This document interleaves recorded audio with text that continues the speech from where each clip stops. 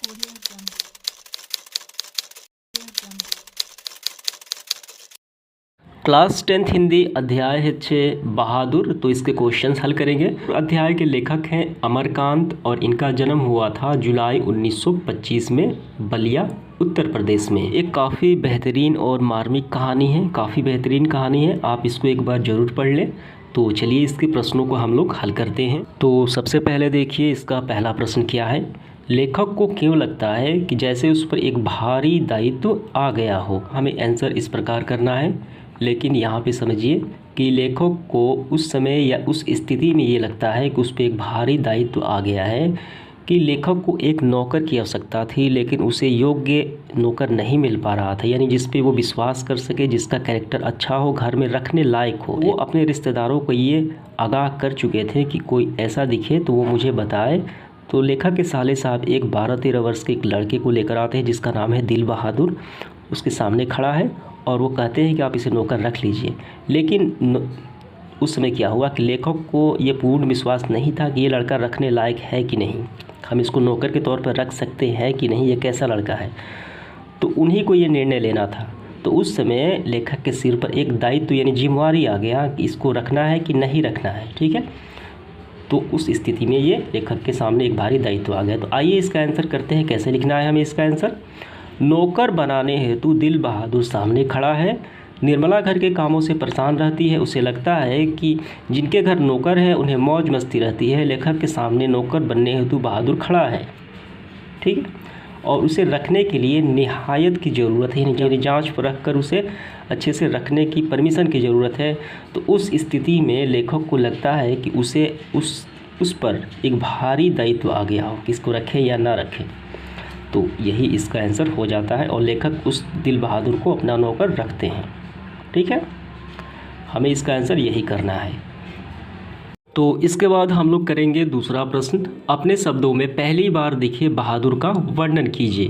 तो लेखक के सामने जब बहादुर आया था, यानी लेखक के साले साहब जब बहादुर को लेकर आए थे, वो बहादुर कैसा दिख रहा था वो बताना है। तो यहाँ से करना है, वो सामने खड़ा था और आंखों को बुरी तरह मटका रहा था।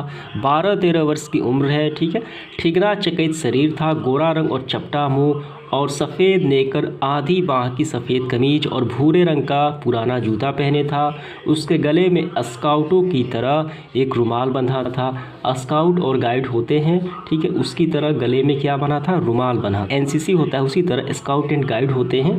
ठीक है, तो उसके तरह गले में रुमाल बंधा हुआ था। तो यहाँ से यहाँ तक इसका आंसर हो जाता है।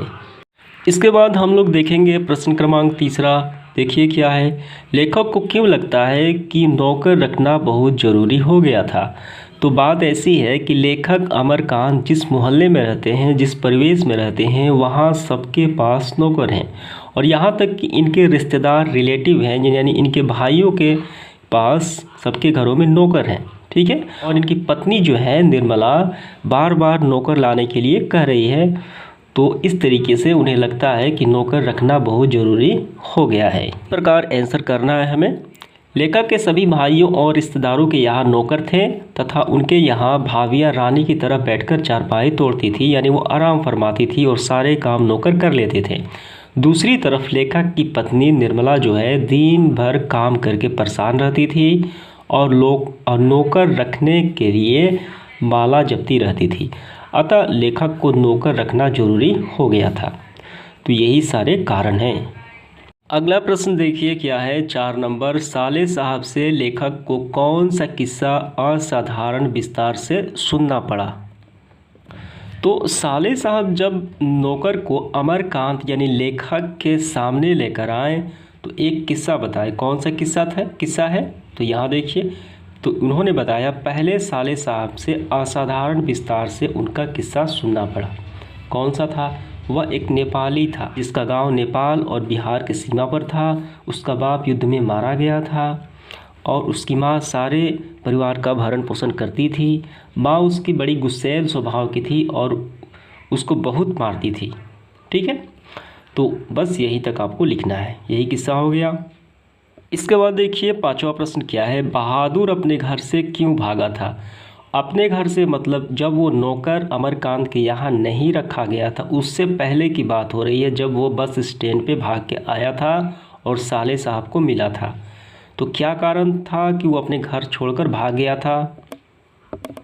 तो घर छोड़ के भागने का कारण ये रहा, एक बार बहादुर ने अपनी माँ की प्यारी भैंस को बहुत मारा, ठीक है, वो चराने ले गया और वहाँ पे बहुत मारा किसी कारणवश, ठीक है।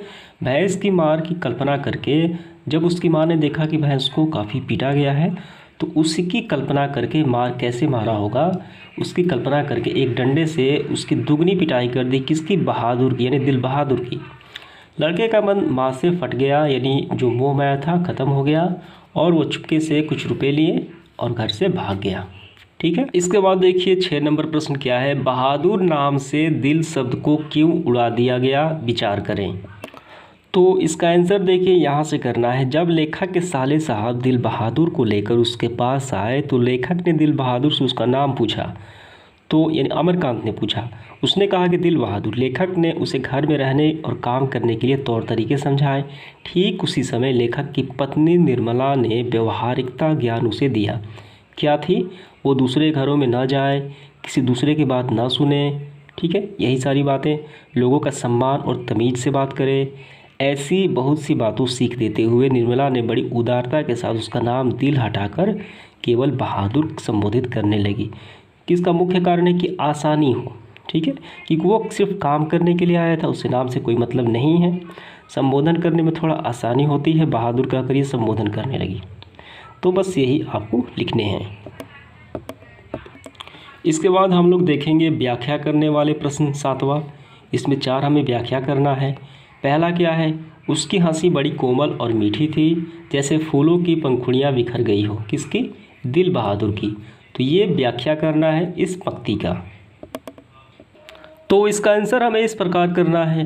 प्रस्तुत गद्यांश जो है हिंदी के सशक्त कथाकार अमरकांत जी के रचित कहानी बहादुर से लिया गया है, जिसके लेखक ने बहादुर की मासूमियत को बड़े ही मोहक अंदाज में वर्णन करते हुए कहा है कि उसकी हंसी में एक मिठास थी, उसकी खिलखिलाहट की आवाज़ें बिखरी हुई पंखुड़ियों की तरह समान थी, ठीक है।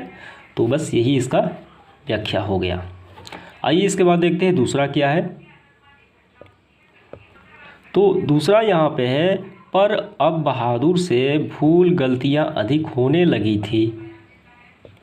तो वैसे ही हमें लिखना है पहले, प्रस्तुत गद्यांश जो है हिंदी सशक्त कथाकार अमरकांत जी द्वारा रचित कहानी बहादुर से लिया गया है, जिसमें लेखक अमरकांत जी ने बहादुर को लाचारी को दर्शाते हुए कहा है वो अपना काम ईमानदारी से करता है, परंतु बात बात पर उसकी पिटाई से वो उदास हो जाता है। ऐसी स्थिति में, यानी उदासी की स्थिति में, उससे कई गलतियां हो जाती हैं, यानी जो काम दिया गया वो अगर वो भूल जाता है। तो बस वही गलती इसमें यहाँ पे बताया गया है। बस यही आपको लिखना है। इसके बाद देखिए क्या है, अगर वह कुछ चुरा कर ले गया होता तो संतोष हो जाता। तो सबसे पहले आपको ये लिखना है, प्रस्तुत गद्यांश हिंदी सशक्त कथाकार अमरकांत जी द्वारा रचित कहानी बहादुर से लिया गया है, जिनमें लेखक अमरकांत जी ने क्या बताया है। देखिए यहाँ पे, जिनमें लेखक ने अपने अफसोस के दर्द को उजागर करता है। वस्तुतः लेखक के रिश्तेदार ने बहादुर को चोर घोषित कर दिया, जिससे वह घर छोड़कर चला गया। उसके जाने के बाद यह मालूम हुआ कि वो चोर नहीं है, बल्कि वह तो अपनी पगार यानी वेतन भी छोड़ गया और अपना सामान भी छोड़ गया। उसने तो सबको सुख दिया, उतना जितना दिन रहा सबको सुख दिया। इसी कारण लेखक असंतोष करते हुए कहता है कि वो कुछ लेकर जाए तो उसे क्या है, आत्मग्लानि नहीं होती। वो कुछ चुरा कर ले जाता था, संतोष हो जाता, यानी वो सब कुछ छोड़ के चला गया। आइए इसके बाद देखते हैं घ नंबर क्या है, यदि मैं ना मारता तो शायद वह ना जाता। तो इसी प्रकार सबसे पहले आपको ये लाइन लिखनी है, प्रस्तुत गद्यांश हिंदी के सशक्त कथाकार अमरकांत जी द्वारा रचित कहानी बहादुर से लिया गया है। और उसके बाद हमें ये यहाँ से लिखना है, जिसमें लेखक जो है आत्मग्लानिवश कहता है कि बहादुर की चोरी के आरोप के कारण उसे पीटा, चूँकि वो बहादुर स्वाभिमानी होने के साथ साथ ईमानदार भी था। ठीक है, तो स्वाभिमानी का क्या मतलब है, अपनी काबिलियत, अपनी प्रतिभा पर, अपनी नॉलेज पर क्या होना, घमंड होना। ठीक है, अभिमान होना, वो स्वाभिमानी कहलाता है। मर जाएगा लेकिन ऐसा काम नहीं करेगा, ठीक है। तो वो स्वाभिमानी था और साथ ही साथ ईमानदार भी था, अतः वह अपमानित महसूस करते हुए चला गया। इसी से लेखक को दर्द महसूस हुआ कि यदि वो नहीं मारता तो वो नहीं जाता। तो चोरी के आरोप में लेखक भी क्या किए, उसको पीट दिए, ठीक है। तो ये बात उसको काफ़ी बुरी लगी, अंदर से टूट चुका था, इसलिए वो चला गया, ठीक है। तो यही आपको लिखना है। इसके बाद देखिए 8वां प्रश्न क्या है, काम धाम के बाद रात को अपने बिस्तर पर बहादुर का लेखक किन शब्दों में चित्रण करता है, चित्र का आयत स्पष्ट करें। तो इसका आंसर हमें यहाँ से करना है, थोड़ा सा लंबा है लेकिन यहीं से करना है आपको। रात को काम धाम करने के बाद जब वो भीतर के बरामदे में एक टूटी हुई बांसखट पर अपना बिस्तर बिछाता है, वो बिस्तर पर बैठ जाता है और अपनी जेब से कपड़े की एक गोल सी नेपाली टोपी निकालकर पहन लेता है, जो बाईं ओर काफ़ी झुकी रहती थी। फिर वो एक छोटा सा आईना निकालकर बंदर की तरह उसमें अपना मुंह देखता था। वो बहुत ही प्रसन्न नज़र आता था, ठीक है।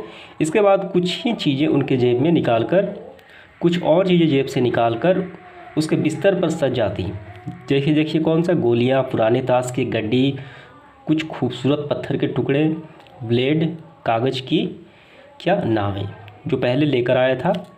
वह कुछ देर तक उनसे खेलता था, उसके बाद धीमे धीमे स्वर में गुनगुनाने लगता नेपाली गाना। उन पहाड़ी गानों का अर्थ हम समझ नहीं पाते, पर उसकी मीठी उदासी सारे घर में फैल जाती, जैसे कोई पहाड़ की निर्जनता में अपनी किसी बिछड़े हुए साथी को बुला रहा हो, ठीक है। तो हमें इसका क्या बताना है, इसका आयस भी बताना है। तो इस चित्रण का हमें आयस भी बताना है, अर्थ भी बताना है। तो ये लिखने के बाद, यानी ये सारे लिखने के बाद आपको ये भी लिखना है, इसके माध्यम से लेखक ने बाल सुलभ मनोदशा स्वच्छंदता के आनंद की स्मृति का चित्रण किया है, ठीक है। इसके बाद देखिए 9 नंबर प्रश्न क्या है, बहादुर के आने से लेखक के घर और परिवार के सदस्यों पर कैसा प्रभाव पड़ा। तो इसका आंसर हमें इस प्रकार लिखना है, लेखक अमरकांत जी के घर बहादुर के आ जाने से घर और परिवार के सदस्यों का रहन सहन बदल गया। सबको खूब आराम मिलने लगे, क्योंकि मामूली काम के लिए भी बहादुर को आवाज़ लगाई जाती थी। लेखक का जो बड़ा लड़का तो अपने सारे कार्य बहादुर को सौंप दिया था। तो इस तरीके से ये सारे आपको लिख लेना है। देखिए अगला प्रश्न क्या है, 10वां, किन कारणों से बहादुर ने एक दिन लेखक का घर छोड़ दिया, वो बताना है कारण। तो इसका आंसर हमें इस प्रकार लिखना है, बहादुर भले ही लेखक अमरकांत जी के घर नौकर था, परंतु वह स्वाभिमानी था, परिश्रमी था, आदि होने के साथ साथ ईमानदार भी था।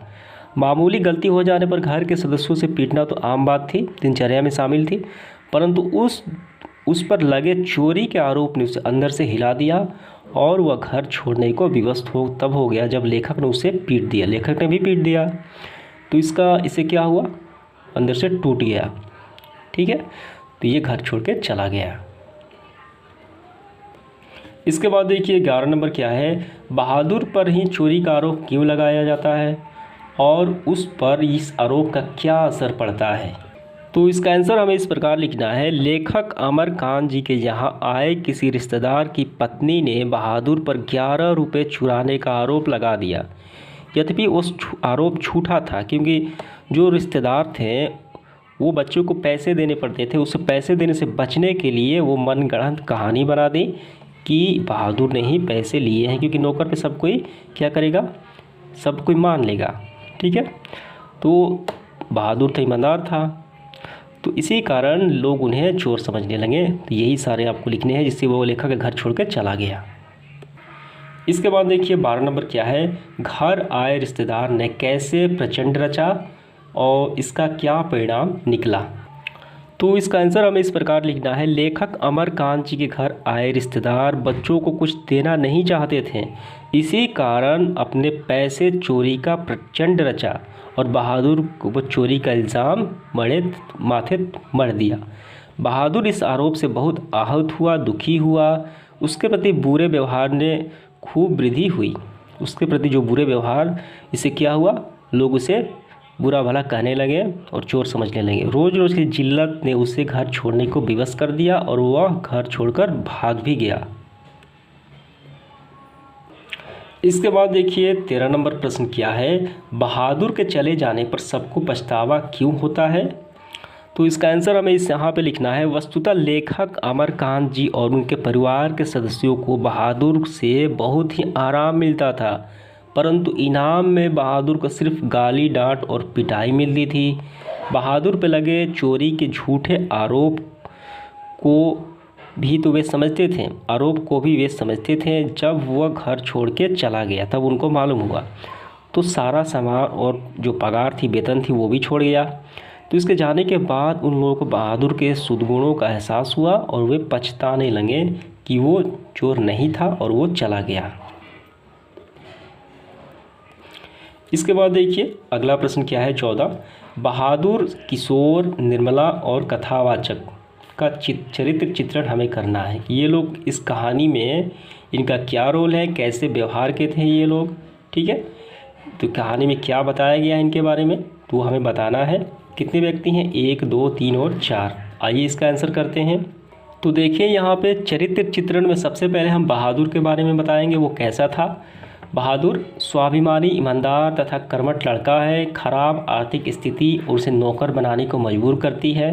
वो अपना काम बखूबी करता है। रोज़ रोज़ डांट और पिटाई के बाद उदास होने के उससे कई गलतियां होने लगती हैं, परंतु अपने ऊपर लगे चोरी का आरोप वो झेल नहीं पाता और लेखक का घर छोड़कर, यानी अमरकांत का घर छोड़ के चला जाता है और वो अपना वेतन और सामान को भी वहाँ पे छोड़ देता है।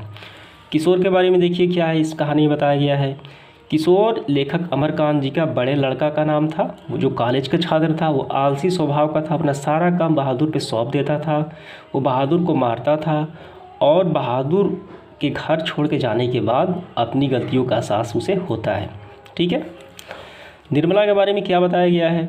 निर्मला लेखक अमरकांत जी की पत्नी है, जो अमरकांत जी से नौकर लाने को कहती है बार बार। बहादुर के आने के बाद आराम फरमाती है और उसे गलती पर मारती है और चोरी का आरोप भी उसे लगाती है। कथावाचक अमरकांत जी के बारे में देखिए क्या है, तो इनके बारे में लिखना है, अमरकांत में मिलीजुली रूप से सद्गुण और द्विगुण दोनों भाव यहाँ पे छिपे हैं। झूठे शान में नौकर रखते हैं और जुल्म करते हैं, अर्थात उस पर हाथ उठाया, अतः वे अपनी गलतियों पर पछताते भी हैं। ठीक है, तो ये चरित्र चित्रण हो जाता है सबका। इसके बाद देखिए 15 नंबर प्रश्न क्या है, निर्मला को बहादुर के चले जाने पर किस बात का अफसोस हुआ, यानी लेखक की पत्नी को। तो इसका आंसर हमें इस प्रकार करना है, औरत ममता की मूर्ति होती है, परंतु कभी कभी दिखावे में वो भूल भी कर देती है। ऐसा ही महिला निर्मला है, जो शानो शौकत की ज़िंदगी जीना चाहती है। इसके लिए वह बहादुर को नौकर के रूप में रखती है। उससे उनको खूब आराम मिलता है और बदले में पिटाई भी करने से बाज नहीं आती। वह नौकर पर झूठे चोरी का आरोप लगाती है। वो जानते हुए भी कि चोर नहीं है। तंग आकर जब बहादुर चला जाता है तब वह पाती है कि अपना सारा सामान और पगार वहीं पे छोड़ देता है, तो उनको अपने द्वारा किए गए अत्याचार पर अफसोस होता है। ठीक है, तो यही इसका आंसर हो जाता है। अगला प्रश्न देखिए क्या है 16 नंबर, कहानी छोटा मुंह बड़ी बात कहती है, इस दृष्टि से बहादुर कहानी पर विचार करें। तो इसका आंसर ये रहा, कहानी का आकार भले ही छोटा हो, परंतु संक्षेप में यह मध्यम वर्गीय परिवार का दर्पण, जहां जीवन के प्रत्येक पहलू का प्रतिबिंब स्पष्ट रूप से दिखाई देता है। लेखक अपने विचारों से यह बताना चाहते हैं कि एक छोटी सी सीख समाज के रीति रिवाजों पर बड़ा प्रभाव डालता है। लेखक समाज को विकसित बनाने का मंशा प्रकट किया है, यानी वो लोग दिखावे में आकर नौकर रखते हैं और उसके साथ बुरा बर्ताव करते हैं। ठीक है, 17 नंबर क्या है, कहानी के शीर्षक की जो सार्थकता स्पष्ट करना है, ये शीर्षक जो है ये सही है या गलत है। लेखक ने इसका शीर्षक नौकर क्यों नहीं रखा, ये बताना है।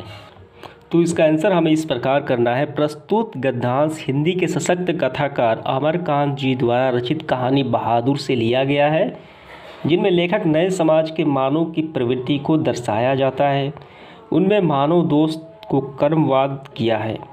लेखक अमरकांत जी ने शीर्षक नौकर इसलिए नहीं रखा क्योंकि बहादुर चरित्र वाला व्यक्ति था जो नौकर नहीं बन सकता था। वो स्वाभिमानी था, ईमानदार था और मेहनती था। सबसे मुख्य बात थी वो स्वाभिमानी और ईमानदार था। ठीक है, तो यही इसका आंसर हो जाता है। 18 देखिए क्या है, कहानी का सारांश हमें प्रस्तुत करना है।